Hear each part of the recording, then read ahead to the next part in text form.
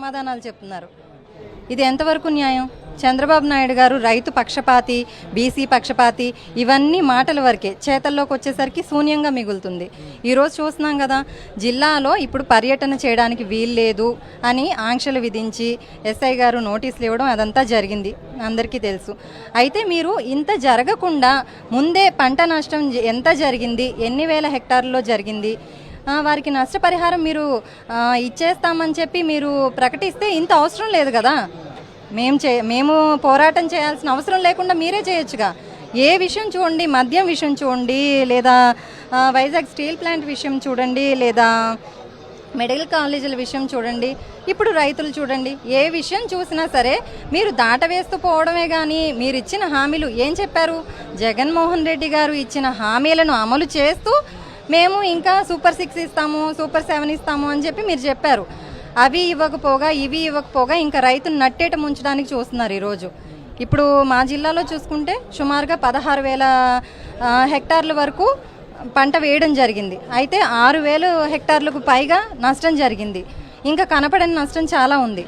అంటే మీ దృష్టిలో నష్టం అంటే ఓ కుండపోతగా వర్షం పడి నీళ్ళలో దేవుకుంటేనే నష్టం జరిగినట్ట?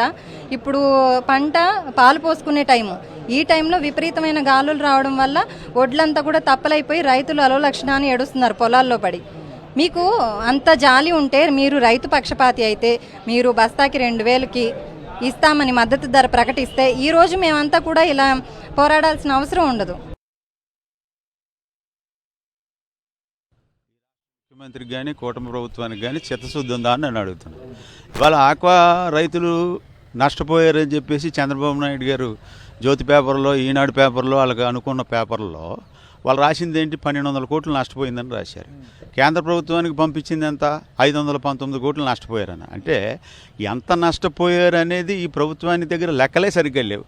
లేనప్పుడు అలా ఎలా చెప్పగలరు? ఇవాళ లోకేష్ ఎక్కడికి ఆస్ట్రేలియా వెళ్ళి ఆస్ట్రేలియా నుంచి నేను ఏదో తెచ్చేసాను, హెడ్డాన్ ఇక్కడ అంతా ఆక్వారంగం అంతా చాలా ఉధృతమైన స్థాయిలో ఉంటుందని చెప్పాడు. అసలు ఆస్ట్రేలియా జనాభా ఎంత?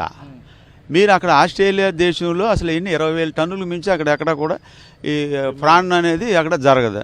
అక్కడ దగ్గరలో ఉన్నటువంటి ప్రాంతాల నుంచి కూడా వాళ్ళు బోట్లో తెచ్చేసుకుంటారు. వాళ్ళకి 20,000 టన్నులు కావాలి. ఇండోనేషియా నుంచి 12,000 టన్నులు తెచ్చుకుంటారు.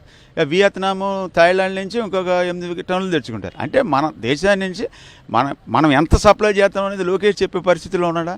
ఇవాళ అమెరికాకి 10 లక్షల టన్నులు మనం వాళ్ళకి అవసరం ఉంటే 5 లక్షల నీళ్ళు మనమే చేస్తాం. అలాగే చైనాకి 25 లక్షల టన్నులు కావాలి, ఈకుడారి నుంచి తెచ్చుకుంటాడు. మిగతాది మనం ఒక 2.5-3 లక్షల టన్నులు మనం ఇస్తాం. అసలు డొమెస్టిక్ మార్కెట్ ఏదైతే ఫిష్ ఆంధ్రాన్ని పెట్టి జగన్మోహన్ రెడ్డి గారు ఈ రాష్ట్రంలో డొమెస్టిక్ మార్కెట్ డెవలప్ చేయాలని పెడితే అప్పుడు చేపలు అమ్ముకుంటున్నారని చెప్పారు. ఇవాళ డొమెస్టిక్ మార్కెట్ డెవలప్ చేయడం వల్ల అప్పుడు ఒక 10 టన్నులు 15 టన్నులు మా ఉంటే 25 టన్నులు ఉండేది. ఇవాళ రాష్ట్రంలో డొమెస్టిక్ మార్కెట్ ద్వారా ఫిష్ కానీ, ఫ్రాన్స్ కానీ, క్రాబ్ కానీ ఇవాళ 50,000 నుంచి 60,000 టన్నులు ఇక్కడే కన్జంప్షన్ అవుతూ ఉంది. దేశం మొత్తం మీద 150,000 ఇక్కడ కన్జంప్షన్ అవుతుంది. అయితే ఆస్ట్రేలియా నుంచి తెచ్చింది ఎంత, మన దేశంలో ఏది ఎంత అనేది అవగాహన కలగాలి.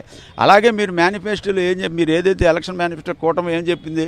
ప్రతి ఆక్వా రైతుకి జోను, నాన్ ఆక్వా జోను సంబంధం లేకుండా మీకు రూపాయన్నర సబ్సిడీ ఇస్తామని చెప్పారు. వాళ్ళ సంవత్సరం 6 నెలలు అయినా ఎక్కడ కూడా ఆక్వా రైతులు తొంగలోకి దొక్కారు. పైగా రిజిస్ట్రేషన్లు చేయించుకోవాలని మీరు ఎగదొబ్బే కార్యక్రమంలో అయ్యి సాగులు చూపిస్తున్నారు తప్ప మీరు మేనిఫెస్టోలో కానీ లేకపోతే మీరు పబ్లిక్ మీట్లో మీరు కానీ పవన్ కళ్యాణ్ కానీ లేకపోతే బీజేపీ వారు కానీ ఎక్కడన్నా చెప్పారా?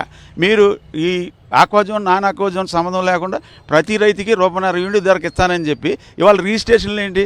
ఇవాళ మొత్తం సాగు చేసింది 4,65,000 ఎకరాలు సాగు చేస్తే 3,50,000 ఎకరాలు మేము ఆక్వాజోన్ పరిధిలోకి తీసుకొచ్చాం. అసలు ఆక్వాజోన్, నాన్ ఆక్వాజోన్ పెట్టిందే మీరు. దాన్ని సరే మేము కూడా అది తీసుకొచ్చి 3,640 కోట్లు మేము సబ్సిడీగా ఇచ్చాం. కానీ మేము ఎప్పుడు కూడా ఇలా చెప్పుకుని లేకపోతే వెళ్ళి అక్కడ కూర్చుని టీలు కాసి టీలు తాగి ఇడ్లీలు తిని మేమేం చేయలే. రైతుకి మేము ఇచ్చాం, ప్రామిస్ చేసాం. ఏదైనా సరే మీరు ఇస్తానన్న ఆక్వా సబ్సిడీ కనుక మీరు త్వరగతిగా మీరు ఇమ్మీడియట్లీ ఇవ్వకపోతే మట్టికి జగన్మోహన్ రెడ్డి గారు ఆదేశం మీద ఇవాళ ఆక్వా రైతులందరూ కథం దొక్కే పరిస్థితి రాష్ట్రంలో ఉంటుంది. ప్రాసెసింగ్ ప్లాంట్ అంతా కూడా ఒక వర్గం వారి చేతిలో ఉంటుంది ఆంధ్రప్రదేశ్లో. అది చంద్రబాబు నాయుడు గారి కనుసైగుల్లో ఉంటుంది. సామాన్య రైతుకి ఎటువంటి ప్రయోజనం ఉండదు.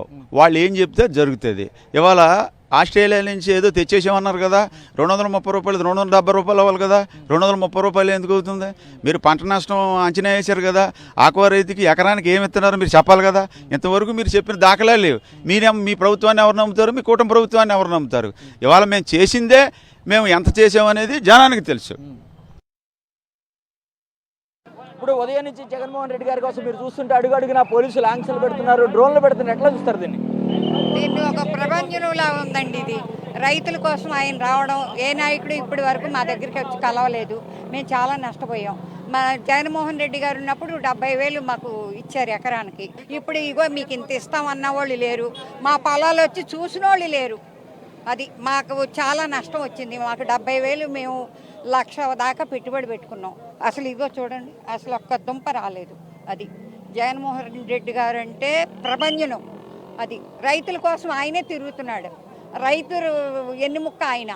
అర్థమైందండి. ఎంతోమంది ఎన్నో చెప్తారు. చంద్రబాబు అన్ని బూటకం మాటలు చెప్పాడు, ఒక్క రైతుని పలకరించిన పాపం లేదు. జగన్ గారు హెలికాప్టర్లో తిరుగుతానన్నాడు, ఆయన కూడా హెలికాప్టర్లో తిరుగుతున్నాడు కదా.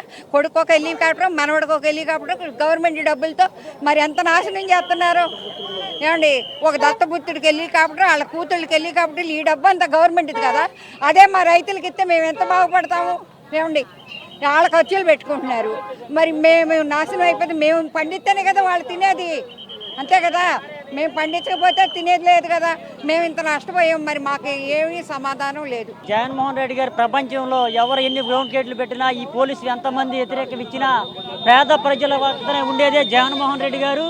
పేద ప్రజల గుండెల్లో పేలుగున్న వ్యక్తి ఎవరైనా ఉన్నారంటే ఈ రాష్ట్రంలో అధికార పక్షంలో ఎవరో రాపోయిన ప్రతిపక్ష నాయకుడిగా పేద ప్రజలు మా అందరికాడ తోడుగా ఉంటాను, నేనున్నాను, మీకే ఇబ్బంది లేదన్న వ్యక్తి ఎవరైనా ఉన్నారంటే ఈ రాష్ట్ర మాజీ ముఖ్యమంత్రి వైఎస్ జగన్మోహన్ రెడ్డి గారు. పేదల కోసమే నేనుండా, పేద ప్రజలే అన్నదాత ఎంతో ఆర్థికంగా బాధపడుతుంటే ఇవాళ రోజుకి కాడ వచ్చి ఏ ముఖ్యమంత్రి కాడ ప్రపంచంలో చూడలేదు. ఇలా చూస్తా ప్రతిపక్ష నాయకుడు మా జగన్మోహన్ రెడ్డి గారు అని మేము ఆశయిస్తున్నాం. నేను 23 ఎకరాలు చేస్తున్నా.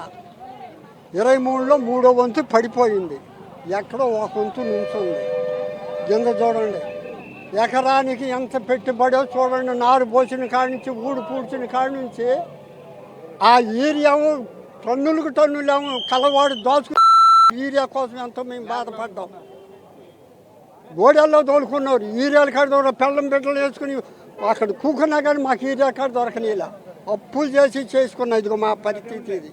ఆ మహానుభావుడు వస్తేనే మా పట్ల ఇది అవుద్ది, మాకు ఇది చెందుద్ది. అందుకని మేము ఇక్కడ కూర్చున్నాం. మా పైర్లు దెబ్బతిన్నాయండి. 2 సంవత్సరాలు మాకు రూపాయి కూడా రైతులకి వేయాలి. కౌలుదారులు మేము కౌలుదారులు. జగన్మోహన్ రెడ్డి ఉన్నప్పుడు 13 ఏళ్ళు వేసేవాళ్ళు. ఇంతవరకు మాకు 2 సంవత్సరాల నుంచి రూపాయి కూడా రాలా. చాలా ఇబ్బంది పడుతున్నాం. పైర్లను దెబ్బతిని పిండి కట్ట రేటు పెరిగిపోయింది. వ్యవసాయం చేయలేకపోతున్నాం. అప్పటికి ఇప్పుడు బోళ్ళు తేడా వచ్చేసింది వ్యవసాయంలో కూడా. అకాల వర్షాలు పడి చేమంతా దెబ్బతింది. అది పనులు మాత్రం తప్పవు, డబ్బులు కూలీలకి తప్పదు, మాకు ఖర్చు తప్పదు. మేము మనసు నచ్చిపోతున్నాం. మాకు జగన్మోహన్ రెడ్డి గారు మాకు గత 5 ఏళ్లలో బోళ్ళని నష్టపరిహారం వేశాడు. ఇన్పుట్ సబ్సిడీ కానీ ఎకరానికి 10,000 రూపాయలు ఇచ్చాడు. ఇప్పుడు 13,500 రూపాయలు ఇచ్చాడు. ఇప్పుడు మా నష్టపరిహారం రాస్తే ధాన్యం కొనంటున్నారు. దాని మీద చాలా ఇబ్బంది పడతాము. దాని గురించి మీరు ఏదైనా చర్య తీసుకోవాల్సిన జగన్మోహన్ రెడ్డి గారు మాట్లాడతాం.